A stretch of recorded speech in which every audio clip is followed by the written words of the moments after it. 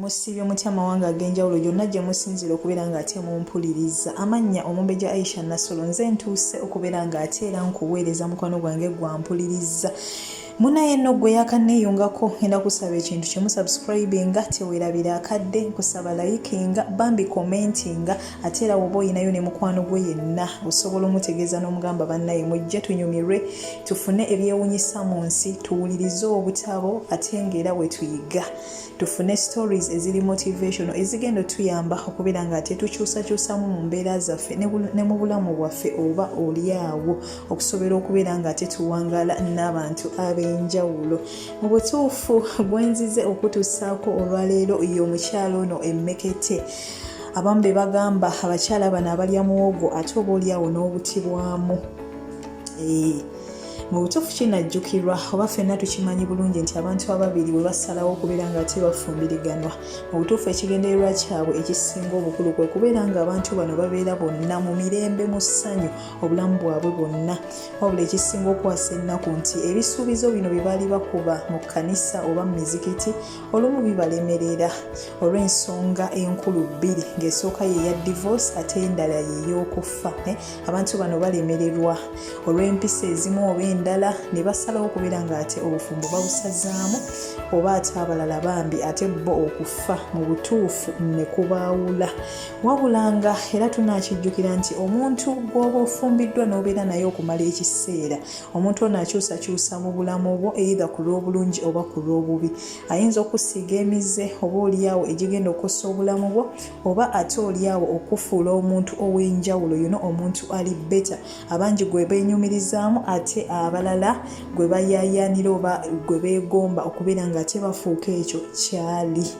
Mu butuufu leero gwe nkuleetedde omukyalo ono ayitibwa Gracia Machel ng'atemera mu myaka 76. Era ng'ono ye yamenya record okubeera nga ye mukyala eyali asoose okubeera ng'afumbirwa ba presidents babiri ab'ensi ez'enjawulo. Era mu butuufu omukyalo ono mu butuufu nga tetwebuzabuzizza tetusobola kulemwa kumuyita mukyala muyite Naggwano, mukyala w'amaanyi okukamala, kubanga mu nsi yonna kino teri yali akikoze. Wabula ng'ekisinza okwasa ennaku kwe kubeera nga abaali abaami be bano bonna ba presidents bano ababiri bonna baafa. Gwampuliriza oyinza okuba kati ng'ekibuuzo ekikuli kumimwa nti yiyi ba president kibano omukyalo ono Gracia Machel ate be yalabika okubeera ng'ate afumbirwa. President asooka ye Nelson Mandela, ono tumanyi bulungi nti mugenzi, yali president wa South Africa, ate ng'owookubiri ye Samora Machel, ono naye nga mugenzi era nga yali president wa eggwanga eriyitibwa Mozambique. Ye mukyalo ono yali asoose okikola mu nsi eno yonna. Mu butuufu yamenya rekodi okubeera nga afumbirwa ba presidents babiri ate mu butuufu ab'ensi ez'enjawulo. Omukyala n'oyo takoma ku ekyo kyokka eky'okubeera nga yamenya rekodi eyo, wabula mukyala mukozi okamala, akoze ebintu bingi, ayambye abantu bangi, kwegamba bintu bingi nnyo bye yeetabyemu ate n'asobola okubeera ng'abiggusa n'abitambuza bulungi nnyo.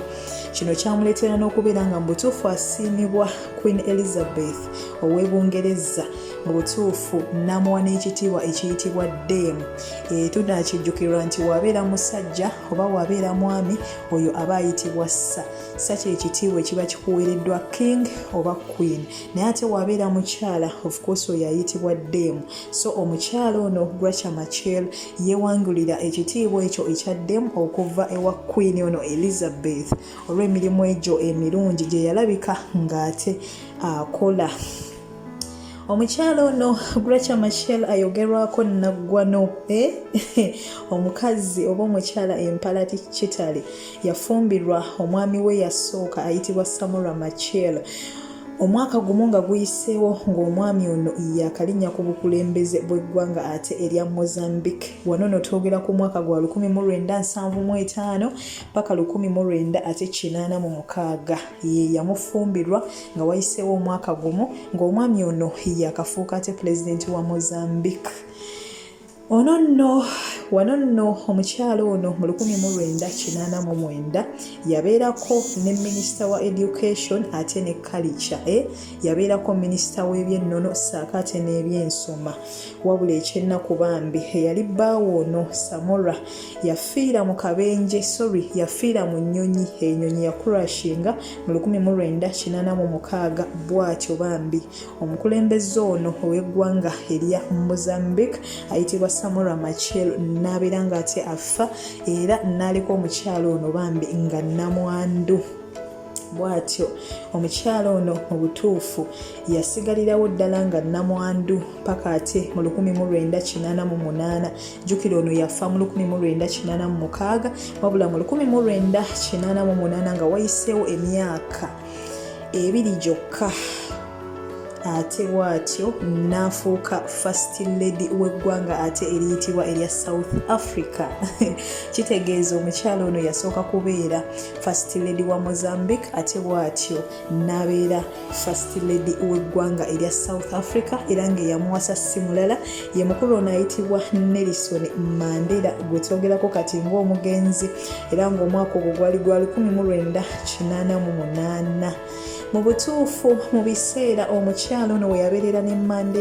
Mandela baali bamukazizzaako nti kwegamba nga abantu bamutaaminga to be lucky in love kwegamba nga bamugamba nti wa mukisa mukwano ogwo gwe yalimu anti ng'ekyali kimuyisawo ekityo okubeera nga buli we yabeeranga n'omukyalo ono ebiseera ebisinga nga butuufu babeera basanyufu era nga wolaba ebifaananyi ebyo we babeeranga bonna nga butuufu smile ebabeera ku matama era lumu Mandela yakyatula n'agamba omugenzi gwe njogerako yakyatula n'agamba nti butuufu yayagalanga nnyo smile y'omukyalo ono mu butuufu nga wateekako ka smile ako omukulu ono Nelson Mandela mu butuufu kaali kamukolera ddala bulungi omukyalo ono era naye nno baali bamukazaako nti the widow who made a decent man of Mandela oba kyoyinza okuvunula n'ogamba nti nnamwandu mu butuufu eyafuula omusajja ow'obuvunanyizibwa nga Mandela naye bambi ekyennaku Mandela Nelson ono eyali president wa South Africa ffenna tukijjukira nti yafa mu mwaka ogwa 2013 bw'atyo yakkirira ezzira kumwa ennyindo gye zirembekera mukoka ate gye tutambuza omugongo nga obwato naye omukyalo ono yadde ebyo byonna byaliwo aboogezi boogera ne bagamba omukyalo ono n'afumbirwa ne wali naye mwana wattu naggwano olw'ebirungi ate byakoledde ensi naggwano olw'ebirungi ebyo byakoledde ensi we yabeerera Minister of Education butuufu bingi nnyo bye yakola era byasitulira ddala eggwanga eryo erya Mozambique mu byensoma bingi nnyo bye yakola okubeera ng'akyusakyusa mu ggwanga both Mozambique and South Africa ate seasons zokka wabula n'ensi endala kuba nagambye nti olaba yatuuka n'okubeera ng'asiimibwa Queen w'e Bungereza n'amuwa n'ekitiibwa ekiyitibwa ddemu kitegeeza bingi nnyo bye yakola era omukyalo ono butuufu asigala naggwano asigala mukyala w'amaanyi okukamala wabula nga kati ekibuuzo ekiri ku mimwa gy'abantu beebuuza wakati ekiseera kino nnamwandu kati abantu beebuuza olaba yasooka fumbirwa president we yafeera n'afumbirwa president kati munaye era abantu beebuuza oba kati president kigwaddamu ate gwaddako okubeera ng'ate afumbirwa so mukwano gwange osobola okukomentingawo mu kabox oba olina president yonna gw'omwagaliza ono omukyala ye record eyo yagyemenyera kubanga teri muntu yenna yina mulala yali akikoze naye nga mbagalira ddala sigadde nze Omumbejja Aisha Nassolo muganda wange kyenyinza okusaba nga nkomekereza bambi nyamba subscribinga likinga commentinga ate woba osobodde bambi sharingirako ne ku video zino mikwano gyo bajje wano bafune ebyewuunyisa mu nsi bafune ebintu ebigenda maaso mu nsi bye babadde tebamanyi oba oliawo bye babadde tebawulirangako ate era bawulirize n'akatabo obutabo buno bw'ensoma bwa kubeera ng'ate twezimba mu butuufu tokawuliriza n'osigala kyekimu okawuliriza kagenda kyusa endowoozayo ate muganda wange n'engeri gy'okolamu ebintu Katonda abankuumire yadde sinze mulagi